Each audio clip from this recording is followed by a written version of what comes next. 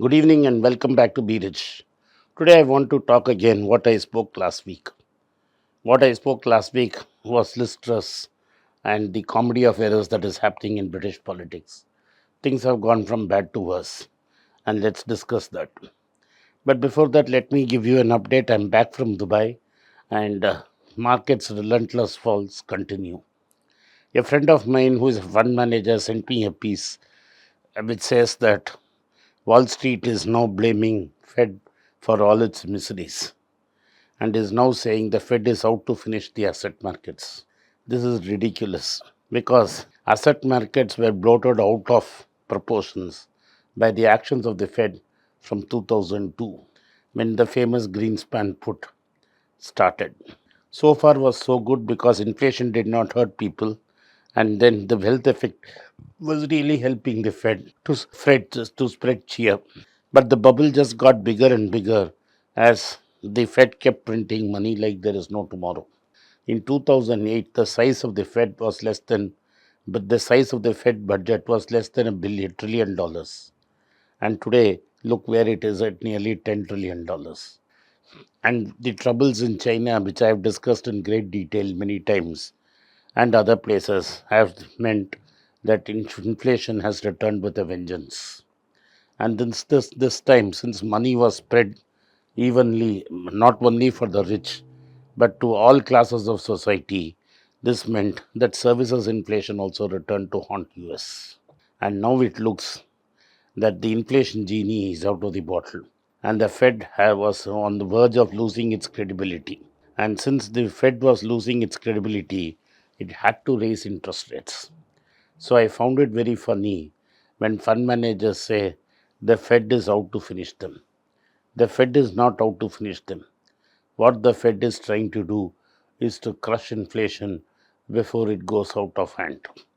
Because if the Fed allows inflation to fester and get entrenched, then price expectations go up.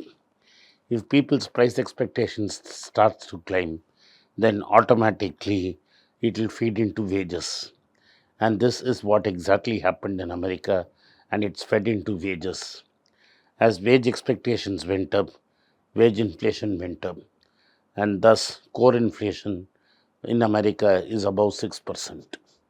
It is not going to magically drop to 2% unless the Fed acts. And the core inflation is inflation stripped of fuel and food. So, core inflation reflects exactly the inflationary pressures that are there in US. Of course, there are signs that the housing market in America has stopped and has stalled, and thus, for the first time in a decade, there is a correction in prices of house. But by the time that feeds it into the market and brings down rents, is going to take a year. Till then, those prices are not going to reflect in the inflation figures. And therefore, the Fed has no option but to continue to increase interest rates. For the first time, Jerome Powell turned around and threw the kitchen sink and said rates would go up by at least another 1.25% in the next two meetings. Basically, what he told us is, guys, I'm serious and inflation has to come down. I think a 5 to 5.5% rate somewhere in the first half of next year is on the cards because I don't see inflation coming down in a hurry. This is because whatever relief they got out of oil is already over. The relief they got in out of oil was primarily America releasing oil through its strategic reverses. OPEC has responded by cutting oil supplies. In some reports suggesting OPEC is going to cut back production by nearly a million barrels a day. This is really going to put pressure on the oil market. Also, the war between Putin and Ukraine seems to be never ending and continuing, with Putin saber rattling at the West and promising nuclear weapons. This is the background in which Liz Truss decided to stimulate the economy to get US UK out of recession. So instead of having any out of the box ideas and grinding it, Liz Truss took a swing and said she is going to have tax cuts. Among her tax cuts plan announced by her chancellor was the tax at the top percentage which would go. In England, if you make £150,000 and more in a year, there is a top rate of taxes at 45%.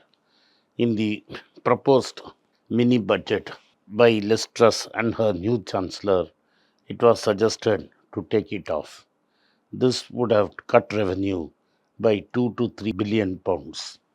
But more than 2 to 3 billion pounds, what really mattered was the fact that the people were unhappy. They were struggling with soaring prices and also with no jobs and struggling in a dull market. And when Liz Truss announced that in this period, the top 1% of England's moneyed will get a big tax cut, they fumed at her. The support for her within her own party collapsed, and it looked very difficult that this budget would pass the House of Commons. If a budget does not pass the House of Commons, it means that this government would fall. In a humiliating and embarrassing U-turn, Liz Truss was forced to scale back her plan. Her chancellor announced that they would not remove the 45% tax slab and it would continue. Michael Gove, a former contender for the chief post and a former cabinet minister, led this revolt against Liz Truss. And clearly, it was evident that conservative MPs who were representing working class people were definitely upset with it and did say that they would vote against this mini budget in the parliament. This had no chance of passing parliament, and therefore Liz Truss had no way to pass this budget and had to pull it back. This has meant that UK pound has gone up a bit, yields have dropped a bit, but stock prices in London have continue to take a beating. This is the first significant U-turn she has made in less than a month after presenting a mini budget, and this does not look good for her or her conservative party for the upcoming election. Thank you for watching. Be rich. If you like this content, kindly subscribe to my channel and turn on the bell notification. If you do not turn on the bell notification, you will not be notified every time we put out a video. Once again, I thank you for your support for Be Rich. It's a great privilege and honor that so many of you in thousands have subscribed to my channel and have supported me. I have written 2 books in English, The Alchemy of Money and Ordinary Stocks, Extraordinary Profits. These books are published by us and are ready. If you want to procure a copy, send us a message to the WhatsApp number given below and my team would respond to you. If you want an Amazon Kindle copy, you can click the link below. Finally, those who wish to consult with me can send a mail to berichenglish@gmail.com. Once again, I thank you for your support. If you like this video, press the subscribe button of my channel, hit the like button and turn on the bell notification.